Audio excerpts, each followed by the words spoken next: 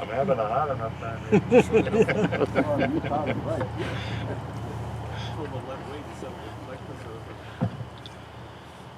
Okay, and at this time, we want to bring somebody back up here.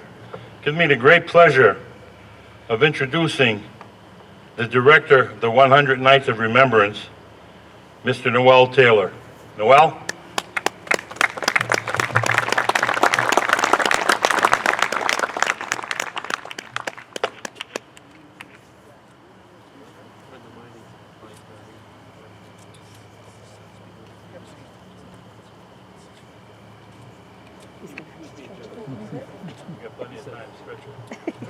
I told you.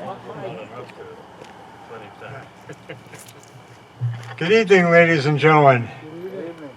And for the last 16 years, it has been my honor to be the director of the 100 Nights of Remembrance. I am very proud of the men and women standing behind me who represent a lot of hours of hard work and a lot of dedication. And as stated earlier, we sound taps for 100 nights in a row from Memorial Day to September 11th.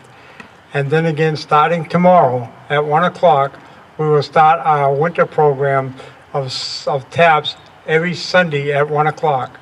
Tomorrow, Mr. Stan Bonner will be here at exactly 1 o'clock, and as the chime sounds, he will play taps, or sound taps is the correct termination, I guess. Anyhow, we've kind of rushed the program a little bit tonight, so I'm going to stretch it a little bit.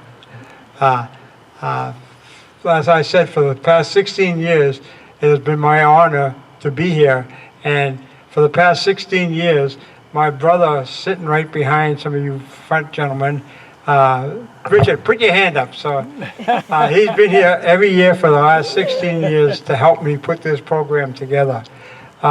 And actually, I have a very large family, and every year, several of my family members, my son's here someplace. Son, where are you? Put up your hand. Hello? No, he's still cleaning up. He was the cook this evening. I hope everybody enjoyed his cooking. He spent all afternoon yesterday preparing it. So and he's done this for 16 years now, has prepared the meal. And thanks to the Catholic War Veterans of New Hampshire, they have sponsored the meal for the past 16 years. So I have a lot to be thankful for.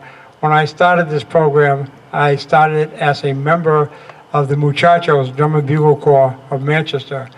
And the first night we played here, let me back up just a little bit. Before we played the first time, I was here to do a funeral of a friend of mine, and I sounded taps for him. And then I went into the administration building and asked to speak to the director. And this big guy came out, rah, rah, rah. So I told him, I said, as a Vietnam veteran, I said, I just want to tell you how proud I am of the job.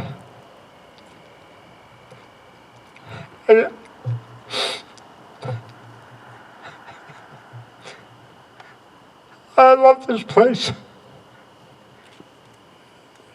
Anyhow, he took me around, Roger took me around, and we were up on top of this hill, and he was pointing out the 20 columbariums up on the top of the hill. And at that time I said to him, Roger, have you ever heard of a 21 horn salute? And he kind of chuckled. He says, I've been in the military most of my adult life. He says, I'll tell you right now, there ain't no such thing as a 21 horn salute. And I said, well, there is now, because I just quoted it. I says, what I'd like to see is one bugler by each one of these 20 columbariums, and one bugler at the bottom by the grand flag to sound taps. And he said, oh, that's great. He says, we have a hard time getting one bugler to do a funeral. I said, where the hell are you going to get 20? I said, well, I just happened to march with the Muchachos, and we have 20 buglers. And I said, I'd like to come down and post one by each one of these. So he said, okay. He says, if you can get 20 buglers, he says, we'd love to have you. So that Memorial Day weekend, I well, prior to Memorial Day, I went to the horn instructor of the muchachos and said, I really would like to go and pay our respect to all the men and women buried here at the Veterans Cemetery, and by sounding taps.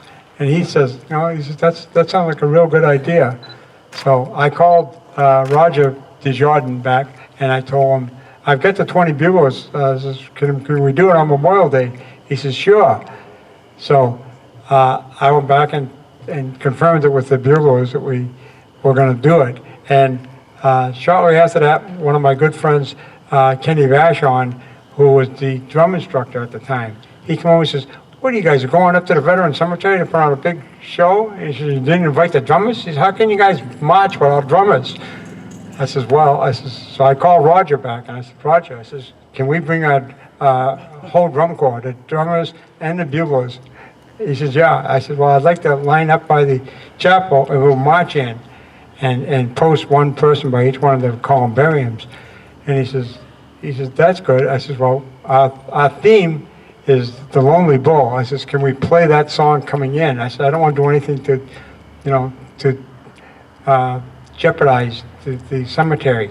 He said, I don't care how much noise you make, so I don't care if you raise the dead. So then the next week, when we have a regular practice, the young lady who was in charge of the color guard come over, and she was hopping up and down. She was mad at me. She says, sure, invite the horns and invite the drums. She says, but don't you want some flags? I said, yeah, I guess that'd be nice. So she went back and she got the whole flag line to come here, and we lined up and we marched in and we went up these different paths to the 20 columbariums. And the gentleman that's with me tonight in the firefighter uniform, Lieutenant Mike Hahn, he was stationed down here by the Grand Flag. And we started one at a time playing taps. The first bugler played the first 6 notes. Da, da, da, da. And on the 6th note, the second bugler picked up his horn, and he started da, da, da.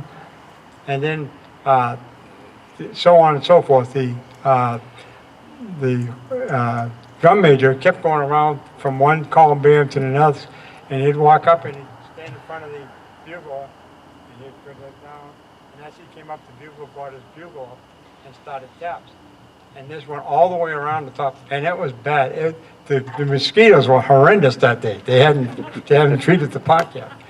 And then it got down to Mike, and he played the final rendition of taps, and we all went behind the hill and marched around front and marched by the front. And most of our members said that it was the best show that they'd ever done. I apologize. But anyhow, we were honored to be here, and from there it just kept growing and growing.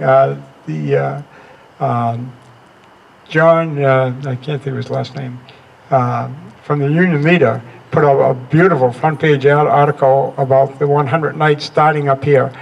And after that, my phone just kept ringing off the hook from buglers from across the state calling me up and saying, how do we join, and is there any limitations as far as age goes? And I says, no, we don't have any limitations. If you can correctly play taps, we want you part of the program. So we had a young lady from up North Country come down, and I'm kind of stretching it, but she came down and she had just broken her ankle, and she come with this big boot on her ankle. And she had her whole entourage with her. She had her grandparents and mother and father and half a dozen nieces and nephews. So they came and she played taps for me, just so I get an idea how well she could play it. And she played it flawlessly. And she has been a member every year since, and that was 16 years ago. So we're very proud of Caitlin Belanger. I messed up the last name, but anyhow, Caitlin, and we're real thankful to everyone that has supported this program, from people at the New England Poultry Products and Hooksett. Every year for the last half a dozen years, I'd call them up and say, I'm looking for a donation of hot dog and hamburgers.